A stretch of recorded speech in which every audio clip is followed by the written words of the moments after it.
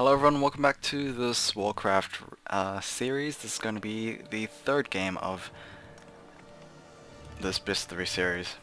So yeah, this is the final game. 1-1 is the score. The map is on Turtle Rock. This is going to be a cross spawn. Yumiko spawning in as the red human player in the top left. And his opponent is going to be XiXi, the purple Knight of Play on the bottom right. What do we see so far? Well, XiXi is again massing up on those wisps. The only difference right now is that his Ancient of War is right in front of his base, and he does not have the moon walls in a conspicuous location. And he's still queuing up a lot of wisps. So it could be a Dark Ranger, which might not even be that successful in this particular map because it is just so large. There is a lot of creep camps though, so maybe Dark Ranger might be utilized to her fullest effect, or it could be just a different tavern hero because it's obviously going to be a tavern hero. It could be a panda first, it could be a Fire Lord first, it could be something else first, it could be a Beastmaster first. I mean, we've seen that before, so yeah. Anyway, Altar of Elders is finally being placed down. I would expect XiXi just to be pumping out archers here.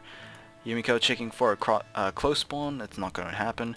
He does queue up for an archmage, so archmage footman is going to be the thing. Whether or not Yumiko is going to go for an expansion or not, I mean, questions. I would imagine him going for that red creep camp in the close location fairly early on because that is not particularly a difficult camp to actually clear out. There's only 5 units over here compared to something like this, which actually has 6 units. Not only that, the Ogre Lord actually can spam his shockwaves, which is not ideal. So far, Archmage is going to start off with his elementals, and he's going to go after the green creep camp. He's going after the wisp as well. Something XiXi has been doing recently has been pretty much just spreading out those wisps and trying to provide some scouting information, but the Beastmaster has been spotted. He will try to do something. He did a fair amount of damage to the Archmage. Gargantuan Sea Turtle has been woken up, or at least not even woken up. It's not even nighttime, so just being agitated by the footman, and apparently he is going to transfer his anger to the Beastmaster. Item is going to be +3 strength from the Sea Turtle camp, so not the best of items for the Archmage if he actually manages to pick it up. XiXi right now is going for a fairly early Hunter's Hole. If there are any second Ancient of Wars, this is definitely going to be Huntress's. Oh, there we go. Second Ancient of War has been placed down, so I would wager myself that there will be Huntresses in play. And the footman is... looks like the footman had a really hard time during his training in that barracks. Maybe he was bullied, maybe he was just a bad childhood or something. He's just going right at it at the Altar of Kings. Sacrilege, some people say, and just pure anger. XiXi doesn't really want to fight against that like head on because, well, obviously Archer's not really that good in a 1-on-1 fight with the footman, so yeah. Plus you can't really kite well in Warcraft at all because, well, unit animation is very slow, and movement speed animation, or at least movement speed in general, is just very slow as well. Ultravision's on the way. We have a couple of Huntresses being queued up as well. This Ancient of War is not producing anything. We do have militia being moved out to this red creep camp, so we are going to clear out this fairly early, like I said. Beastmaster still has no experience. I think he might be able to pick off one. There we go with the second Cool Beast. Will he get it? No, he will not. He'll be going after another one. Will he get this one? It looks like so. There we go. First bit of experience. However, the Troll Warlord will be taken out by Yumiko. I don't think XiXi wants to stick around. There we go. Scourge Bone Chimes. That is, if people don't know, an aura item which nearby melee units in particular, gain 15% damage to health conversion which is basically lifesteal, basically. 15% lifesteal on melee units, which is, I guess, an ideal item for human players early on because they tend to be focused on militia and footmen, so you really can't imagine them having riflemen, that many riflemen out early, so it is, I guess people can say, an ideal item, but when they transition into workshop and arcane units, it's not the best because not many, actually none of them are actually melee. But if if Yumiko goes for an extreme late game, where knights are in play, where some other melee units are in play as well, maybe that might be useful, but I don't think it would really go that far. Ancient of War creeping on this ogre camp, the item being dropped was a +2 ring of protection, so the crappy drops for, I guess, both players. We do have a stack of dust for Yumiko for, I guess, just some use. Early expansion might be coming up. Yes, Tree of Life has been placed down, so he is hoping to, I guess, clear out that creep camp later on, or hopefully soon. Huntresses have been spotted, so XiXi really needs to make some work out of these units, otherwise they're pretty much going to be obsolete very soon. Tier 2 will probably be coming in for Yumiko very soon. He is saving up quite a bit, so I would assume him going now. There we go. That was actually pretty accurate, pretty on time. It was just lucky. I just waited a little bit. Boots of speed on that Archmage, so hopefully he can pick off some units. Not going to happen since Moonwalls are just so close by. Where's the Beastmaster? There he is. He has +3 agility, which I guess he got from that creep camp. And yeah, not really much going on.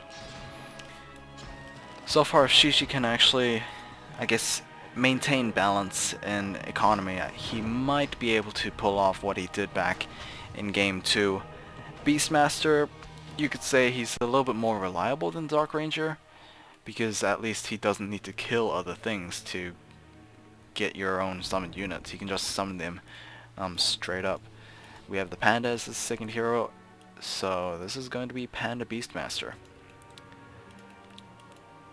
Fairly typical second pick, to be fairly honest, and I would have expected that from a Beastmaster pick because Panda's just generally too good to pass up for, and yeah, so they will do fairly nicely against those footmen. We have the Quilbies taking a lot of feedback damage from the Arcane Tower.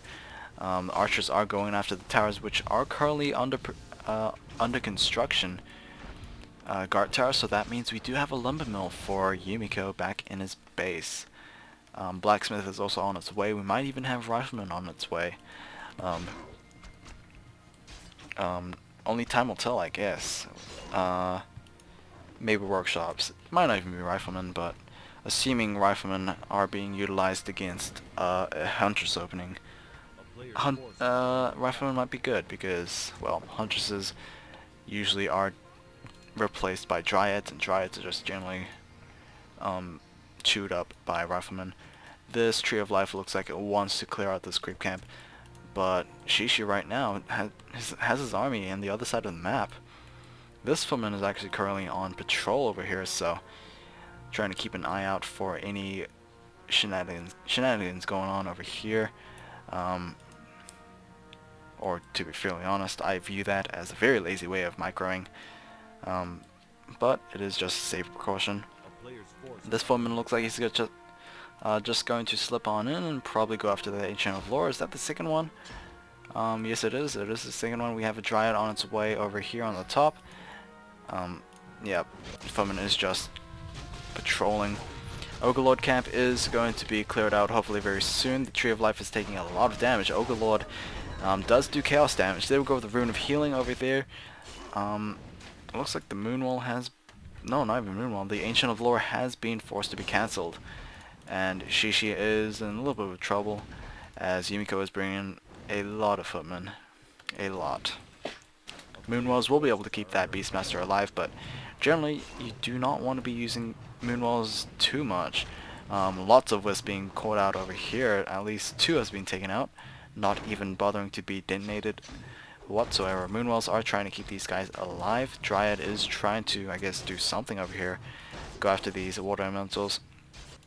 Expansion is in progress, and we do have the Helmet of Valor being picked up by the Panda right there. So that is +4 in agility and strength. Not the best of attributes for the Panda. I guess the strength maybe, since he is a strength hero. He dropped the Helmet of Valor and picked it up again. Okay, that was very, very weird. I don't know what he was thinking. Possibilities of the Archmage picking it up was very, very high. Apparently the Archmage was forced to TP. Yeah, he was.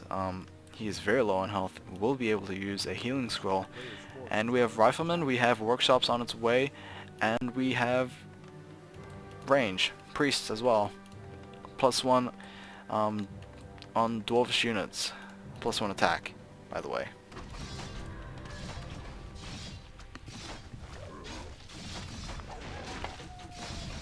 Alright.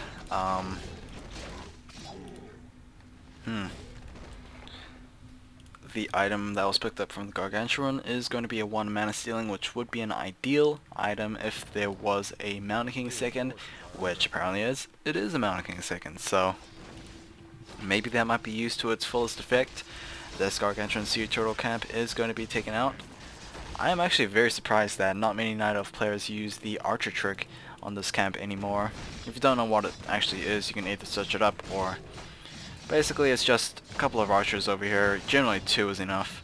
Shadow melded, and just archers behind them, just taking out the rest of the creep camp. Because if you don't know, this entire creep camp is purely melee. It looks like XiXi cleared out this Watcher camp and claimed his own Watcher ward. And this Ogre Lord looks like it's going to be taken out as well, so interesting. Frenzy Beasts are also being utilized over here. Beastmaster is going to reach to level 4. There we go with the Shockwave. We do have Drunken Fire as well. Panda looks like he's going to reach level 4 as well. Maybe. Who knows? But either way, Tome of Experience has been used and will be picked up by the Beastmaster. He is going to use, or he did pick up, a Crystal Ball as well. And he revealed basically this place. So if you don't know what a Crystal Ball does, it is basically an item that reveals a targeted area. If you've played Warcraft and I guess played Farseer, it's basically Farsight. Not sure what the cooldown is. I believe it is a minute or maybe 2 minutes. Gargantuan Zero Camp is hopefully trying to get cleared out, but apparently Yumiko is not going to have any of that. We do have a Stormbolt on that Beastmaster. I believe we have Thunderclap as well. Mountain King is at level 2, and I've not seen a Brash proc anytime soon. There we go, right there with the Thunderclap, but apparently that was a little too late for the Beastmaster to be taken out.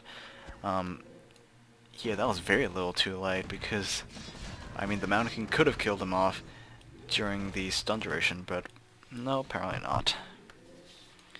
MK does have a Talisman of Evasion. He also has the 500 healing potion. He sold a Scroll of the Beast and picked a TB scroll, so yep, just a lot of purchasing going on.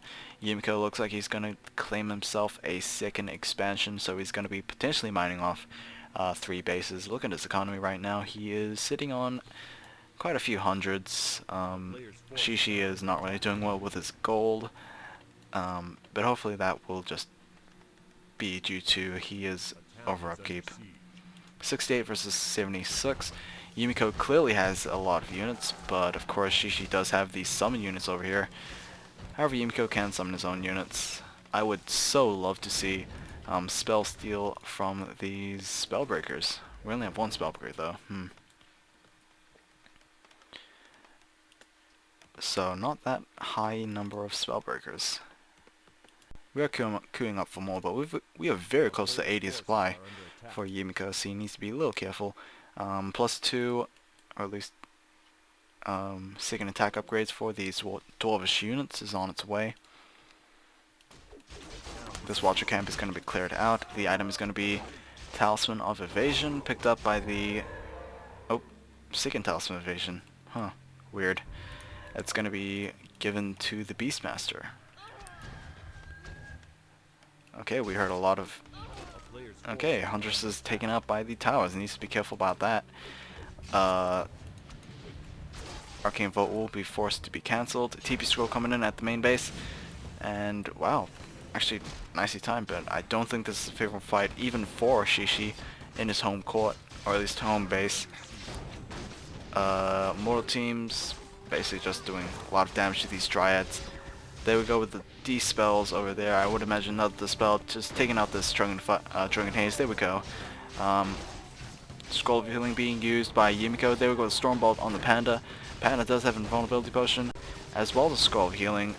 Maybe he might use it. Nice Breath of Fire once again coming in, but there's no combo with the Drunken Haze. Dispel trying to take out the Bear, and will be taken out. Beastmaster is very low on health himself, and this does not look very good for XiXi at all.